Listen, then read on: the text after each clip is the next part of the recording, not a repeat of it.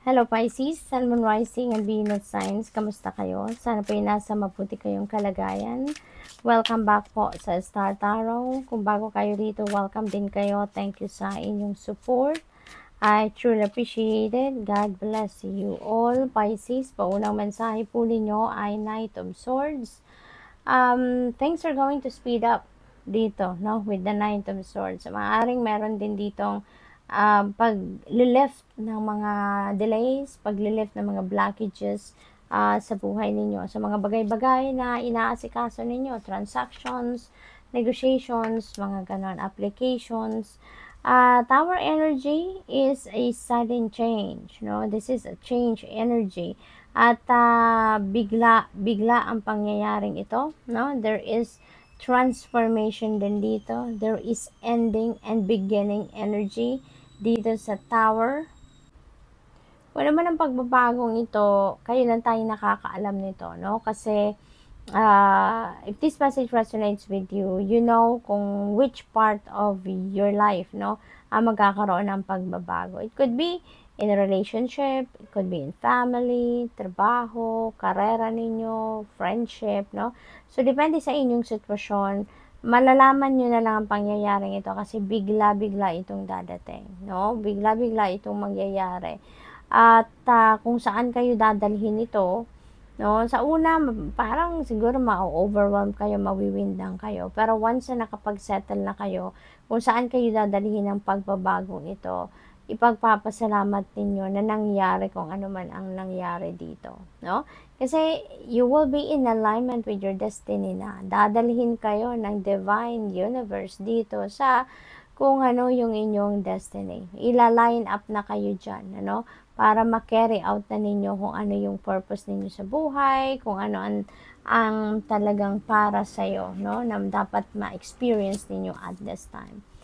Full energy. So, maraming pagbabago talaga magaganap, no? Aside from this change, meron din kayong sisimulang bago. You are heading towards a new path then sa buhay ninyo. This is a new beginning, fresh start, no? Na magaganap. So, maaari din na, ano to, sa iba't ibang parte or maybe isa ang parte, no?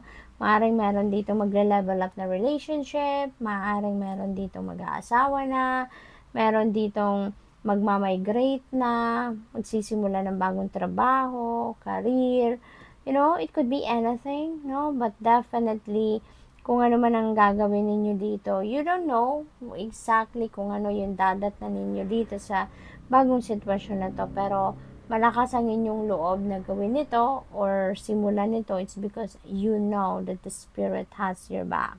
You know na yung spirit team ninyo tutulungan kayo, gagabayan kayo, no? Para magtagumpay kayo sa kung ano man ang balak ninyong gawin. The Magician energy, another new beginning energy. So, ngayon talaga, super, ano na kayo ngayon, excited, determined, yung ganon. At gagawin na ninyo dito kung ano yung gusto ninyong gawin. Sisimulan nyo na ditong isa katuparan kung ano man ang mga plano ninyo. You know pretty much na ito na yung tamang pagkakataon. Ito na yung tamang panahon para simulan nyo na kung ano man ang dapat ninyong simulan dito. So, good luck sa inyo, no? Kasi wala na ditong pag-hesitate, wala nang pagdadalawang isip, wala nang procrastination, ready na kayo, no? Ready na kayo na gawin ang mga bagay-bagay. We have enlightenment. Ayan, magkakaroon na kayo ng kalinawan sa inyong isipan. If this is what you are praying for, magkakaroon na ng liwanag ang inyong isipan dito. At kaya siguro kayo maglalakas ng loob na nagawin ang mga bagay na gusto ninyong gawin because siguro magkakaroon na talaga kayo ng mental clarity sa ngayon, no? Alam nyo na kung saan kayo, where you are heading, kumbaga. And alam nyo kung paano nyo na to gagawin. Letting go, no? Sa tower energy, meron kayong mga bagay, sitwasyon dito na iiwanan na, isasara na ang pinto, puputulin na yung connection ninyo with that. Kaya yung letting go na to, it could be anything, depende sa inyong sitwasyon. Kung ano man dito yung matatapos, no, na sitwasyon, ito yun, yung ilalet go ninyo, no, hindi man ninyo ito inaasahan, hindi man ninyo ito pinagplanuhan, pero yun ang mangyayari, no, you need to let it go so that you can welcome new situation sa buhay ninyo.